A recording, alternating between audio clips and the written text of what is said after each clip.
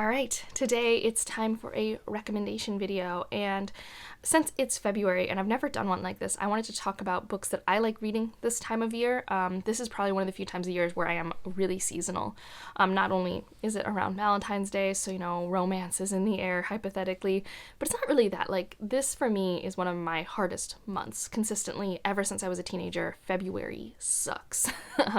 And so typically this is where I need the most engaging media, the media I can't put down. And for some reason, for me, that usually means high in drama. It usually means really easy and, compulsively consumable. And typically those tend to have romance elements. And I also have on this list, so there's going to be those types of books, those types of romance, and I'll discuss what tropes I like and why they're in these books so that you can know, oh, I hate those tropes, Angela. I'm going to skip that. Fair. Everyone has different things that they like, and I grew up in a time where I was shaped by some toxic tropes, and I recognize that. But it still makes it fun escape for me. So I have escapist, romance, drama type things, but then I also do just have stories that are favorites for me because of the strong romantic side plots that are in it, where I wouldn't say these are romance novels, but they have things I love, and I've read a lot of these books this time of year, and they have been the shining points, because this time of year is where I truly, more than ever, need to get sucked into a book. And I don't always get sucked into a book. That's not the type of reader I am. Unfortunately, I'm jealous of all of you out there who every book you pick up, you are just in the pages. It's not how my brain works, unfortunately, but these are books that do that for me, and in particular, because it's February, but also because that's typically what my brain wants when I want to escape, we're going to focus on the romance of these books, because some of these you've definitely heard me talk about before. So we're going to start with The Escapist, and in some ways, I'm very basic. Truly, I'm not hipster. In the second half of this list, you're going to hear things that, are Angela, things that only Angela really talks about. But in the first half, it's well, duh, Angela, everyone talks about this book. But we're going to get those out of the way early. A Court of Mist and Fury has to be on this list. This is quintessential escapist for me. I actually have read this book 3 times. I don't like anything else in this series, really. A Court of Silver Flames is fine. That one was okay, but I really hate the plot. All these books are fantasy romance books that pretend to have an engaging plot, which is a mistake. It's truly a mistake. But the second book, which I do hold, you can just read. You can just look up a synopsis for the first book, which is just a Beauty and the Beast retelling. Just get some backstory on what happened to the main character at the end of that book. And this book, A Court of Mist and Fury, is about this character recovering from healing from a bad mental health space and kind of finding love, but also finding agency in herself. And it's just such a page turner. It's not amazing literature, okay? This is just compulsively consumable. It's before Sarah J. Maas got completely overwritten. This is still a long book. I think it's 600 pages, but it's before we got to really overwritten Sarah J. Maas. And there are still scenes that keep me up till 3 a.m. I don't get to stay up till 3 a.m. that often. I'm a very tired person, but this book kept me up. I was completely immersed. And I don't even like the main character. I don't like Feyre. She's boring to me. But for some reason, there's just a lot of the tropes that I like in this story. I really like recovering from trauma and healing in my romance stories, probably because I'm usually reading them at a time where I am struggling. So to see someone come out of the struggle is lovely. I enjoy that. Learning how to trust again, trust yourself and trust others, coming out of the darkness is something I really like, and something that I do think Sarah J. Maas does pretty well for me, pretty consistently. Now, this is still going to have those alpha type hero sort of things, which if those aren't your tropes, don't read Sarah J. Maas. I see a lot of stuff where people complain, oh my god, this author's doing X thing again. I'm sure, that's what they do. You don't have to read them. And it's, yes, it can be tiring when authors do the same thing over and over again, but also it can be really comforting if that's what you want. Segueing into my other very basic pick, Allie Hazelwood. I've read both of her novels. I haven't read any of her novellas. I don't know if romance novellas are for me. I have a hard time with novellas in general, so I haven't really delved into that yet. But I have read Love on the Brain and Love Hypothesis, and I read both of those very quickly. Love Hypothesis I read in a day. I don't read books in a day. And I read that a week and a half, 2 weeks after I defended, so I was wrung out, to say the least, and to just escape into a book. And was it tropey? Was it completely outlandish and predictable? Sure. Sure, I had a great time. I had a fantastic time. And does she use the same tropes in Love on the Brain? Correct. That is true. But I like those tropes. I like Grump Sunshine. I like fake dating. I like the whole, in Love on the Brain, we have the trope of the girl really doesn't know that actually this guy doesn't hate you. He's been infatuated with you forever. Like, that's such a Twilight thing. And for better or worse, I grew up on Twilight. So, like, yes. I don't know what Raylo fanfiction is, but apparently I'm into that. I hear it's just like Grump Sunshine, but one's tall and one's short. I don't really know. Like, I watched all the Star Wars movie, but I guess I just missed out on that part of the conversation. So the fact that this author keeps bringing to the table consumable things and tropes that I love, it works for me. The things that don't work for me as much are the academic settings. Even though she's in academia, the way she chooses to fictionalize it is, like, weird to me at times. And she always has to have a big bad, which is also not my favorite thing. But that said, I'll read anything she writes, and I'll probably actually reread one or two of these because it's like watching a Hallmark movie. Sometimes you need that, and that's where I'm at. So, again, if you don't like what she does, though, she hasn't done anything different, so just don't do yourself a favor. One that actually is one that I didn't know was so controversial because everyone in my circles, like in real life, that has read this book. This is one of the few books that, like, multiple people in my real life have read, love it, and it performs really well. So obviously I think it's more popular than unpopular, but it gets a lot of hate on the internet, and that's Uprooted. I read this book in like 2 days. I read it over Christmas one year, the year it came out, maybe the year after it came out. I don't know. I got it to open on Christmas Eve because we used to get to open presents, on Christmas Eve. And I opened the one that looked like a book because, of course, I did. And I basically read the first half of it Christmas Eve night. And I used to sleep next to the Christmas tree at my grandfather's house. And so I was, like, in the Christmas tree light reading this book. It was lovely, like, truly peak ambiance. And I know a lot of people don't like the relationship in this book. I mean, fair. It's a little toxic. He's a little mean. Again, I don't know. It's probably based off what I grew up with, what was on CW and everything like that. I was in it, ate that up. And I actually really like how it resolves at the end because I think it's actually a pretty... I don't know. I don't think it goes where people expect it to go, and I think it works out really well. And I do love the focus on friendship in this story, which people don't talk about a lot, but I just feel like there's actually a really strong friendship and it has a really creepy forest. But I actually actively do like the romantic tension in this book, which I know is a hot take on the internet, but I really do. I don't know. There's just a lot of... I don't even think it's enemies to lovers. It's just we have a grump, and then we have an optimistic character. And I mean, it's not a hot take to like the Grump Sunshine trope. And yes, he's mean. So if you don't want to root for mean people, that's fair. He is not a nice guy. Like, he really isn't. He's really stubborn. He looks down on this person who's a different type of magic than him. I don't feel like I need to talk about the synopsis of Uprooted because I feel like it's so popular, but there's this dragon sorcerer, and every couple years he has to take someone from the valley, and basically it's Beauty and the Beast kind of trope. Because that's another thing that I kind of like. And when Agnieszka goes to this tower, she learns that everything is not as it seems and learns a little bit about herself and maybe a connection to the land and the magic. And she wants to save her friend who's been taken by the scary forest. And then she learns about this forest. The forest is really cool. I really like this story. I've read it twice. The second time I read it, I was very anxious, very depressed, and it was a wonderful escape, both because it was a reread, so I knew exactly what was going to happen, but also it's just well-paced in terms of being like a page-turner for me and my tastes. The next one is where we're going to start with our bridging from romance into, I guess, both of these are kind of fantasy romance that are more like 50-50 fantasy and romance, and then we're going into more like, these are genre fiction that have strong romantic components. And so this one is The Hollow Crown Duology by Zoraida Cordova, specifically Illusionary, which is like everything I love in like young adult romantic tension fantasy stories. And I think that's why I like it. I think the Hollow Crown Duology does a really good job of taking everything I grew up with in those stories and everything I loved and distilling it down to the exact amount of space it required. It is so tight. You can see them on my shelves. These are some of the only young adults you see on this side because I love them so much, but also because the height works. A lot of things are based off height and color, and that's how the Tetris thing works out. But Illusionary is my favorite of the two, and it is short. It's like 300 pages, and it has the payoff of the enemies to lovers. It's like your classic, okay, it's the second book in the young adult, and so the person we thought was the bad guy in the first book's and now the good guy, and we're rooting for this relationship, and they are kind of in a fake dating scenario, and yeah, it's that type of stuff, and I eat that up. But also, it's like a really I don't know, fun rebellion fantasy where we have a character as a power that everyone's scared of. Like, it's tropey. I'm not going to say it's not a tropey time, but it's a tropey time in a way that I really enjoy it. It doesn't overstay its welcome. It's really, like, it's a page turner. Illusionary I read in like 2 days. It was so good.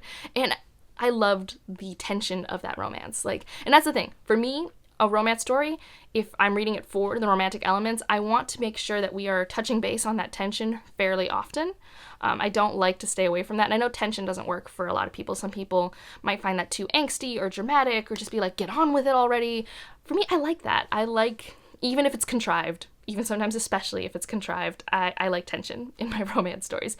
In this one here, there's a whole lot of no way he could like me and stuff like that, and do I trust him and stuff. And I really like it. I really enjoy the Holocron duology. I am excited to reread it when I need a comfort read. And one that's an adult fantasy romance is Strange and Stubborn Endurance, and this is kind of like circle back to A Court of Mist and Fury when I said I like stories that cover healing from traumatic experiences. That is the big point of this one. It starts off with some graphic on-page sexual abuse to a main character. And that main character then gets put into a marriage of convenience with our other character. And what's interesting about this story is you will spend 50 or 70 pages with one character and then the other. It's not like, it's dual point of view, but you don't go back and forth quickly. And so it's like 70 pages before you meet the other love interest, who is so sweet. So we have this really sweet man who's going into a marriage of convenience with this other one who's been egregiously harmed and also grew up in a country that really vilifies who he is. Homosexuality is not allowed in the one country, but it is allowed in the country where he's doing the marriage of convenience for political reasons. And also the idea of consent is very different in the two countries. And so it gives the space for our one character to heal, become comfortable, become friends with this person, and then just see where they go from there. And there's like a fun little mystery plot in the background that's like just there enough to let them interact with everyone and get to know each other. And that's what I really like. I really like romance stories where the characters we're focusing on get to be on page with each other often.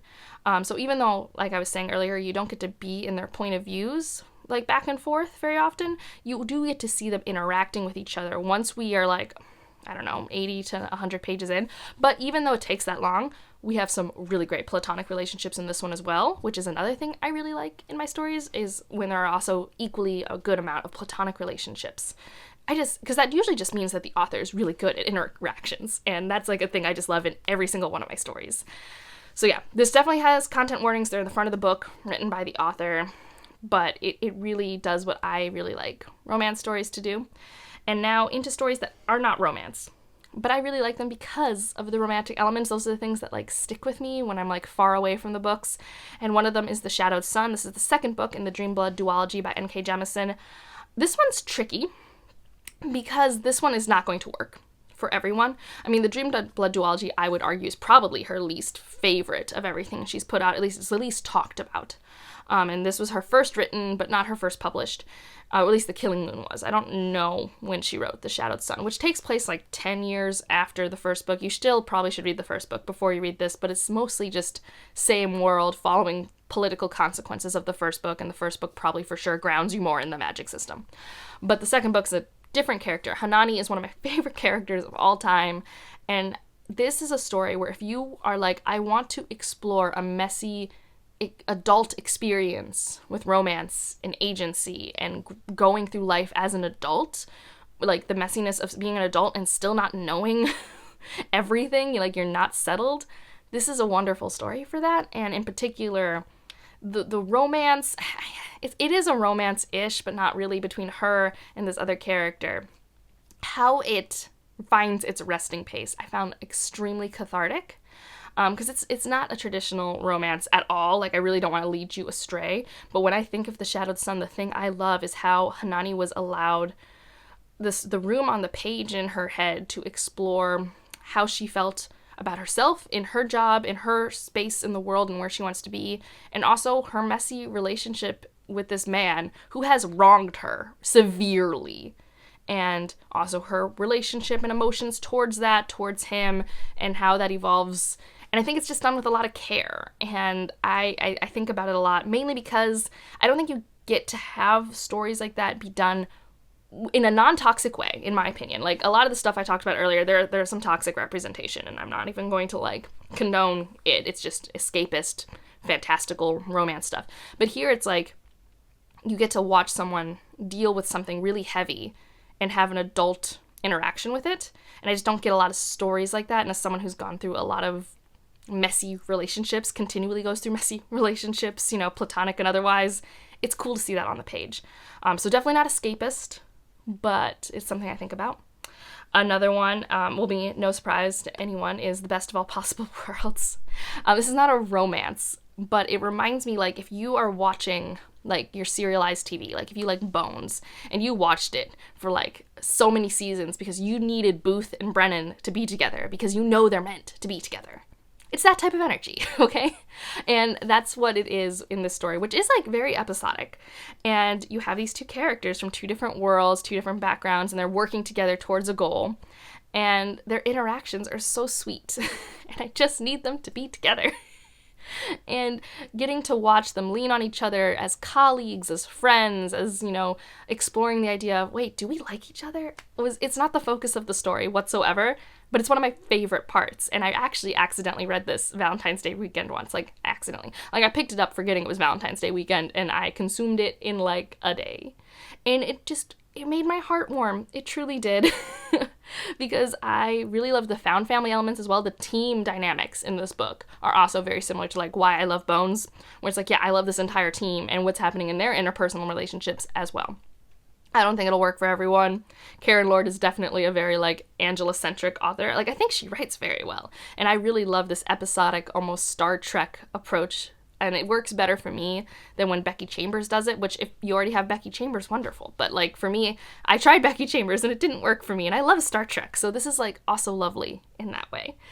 And then we have two more. Nettle and Bone, which, again, not a romance. I wouldn't pick this up if you want a romance. But a thing I loved about it, a thing that made it that favorite of all time and not just, like, a really great read, was the romance. Like, our main character has a romance with another character in the book, and it's so sweet. And I loved it. And I loved the banter between the two of them. I loved how ignorant she was of what was happening. I loved how it paid off at the end. It was so lovely. It was truly what I love from, like, fairy tale romances, you know? Like, it had that level of innocence, but for an adult, and I think it's nice to have that type of innocence for an adult. Like, I truly love that. I was in, like, my group chat with my friends the other day, and we were discussing how it's like, man, we'll never fall in love like we did when we were teens. And personally, I'm like, well, there were some things about being a teen that also weren't great, so I'm glad we traded that out. But, you know, that innocence of, like, being completely ignorant to someone liking you, I think was really cool. And I just thought it was done really well. It made my heart warm. Again, if it makes my heart warm, it means it worked for me, and I'm not gonna, like, overanalyze it, but that's why it's here. Everyone loves Nettle and Bone who went into it for the whimsy. I definitely think that people who went into it for the horror were disappointed because, yeah, it's not really horror. It's more dark fairy tale. I do have a video discussing it and comparing it to Fairytale by Stephen King, another dark fairy tale, if you want more thoughts on that. And then the last book I'll talk about, which, like, for sure isn't a romance, but, like, interpersonal relationships are why I love this book, and also the romantic interpersonal relationships, and that is the Mask of Mirrors, Rook and Rose series. Yeah. This has balls. This has a mask vigilante. It has Batman Catwoman energy, okay? Like, that's what I think it has. It has that tension. And if you like that, then you have to at least try this, because that's what it has. We have the Rook and the Rose, and that's, like, Batman and Catwoman. And there's other stuff going on. It's a complicated fantasy book. Like, this is a high fantasy book. But I love the interpersonal relationships. I love being like, who is the Rook? And then I also love all of the flirting that goes on. There's so much flirting in this book. Like, if you just want a book where people are flirting in society with each other at balls and politics all the time, yes. It was so much fun. And this is also a book that I read every winter. And it brings me joy, even though winter is so hard. Hopefully this recommendation video was at all interesting, at least into how my brain works, and maybe it gives you some recommendations. And if this list is, like, also very similar to you and a list you would make, please give me recommendations down below, because it's February. And I am struggling, per usual. It's fine. It's fine. But if you want to leave an emoji, I mean, leave your favorite color heart emoji. That would be fun. And like I said, recommendations always welcome for things that are like this. I typically don't do really well with cozy fantasy, so I think I would steer away from that. I don't know why my heart does not get warm for cozy fantasy the way other people do. I don't know why. I wish. I truly wish. That's why I'm scared of Legends and Latte. Like, truly, I'm terrified. Because I don't want to be the person that doesn't like that book. So instead, I just never pick it up.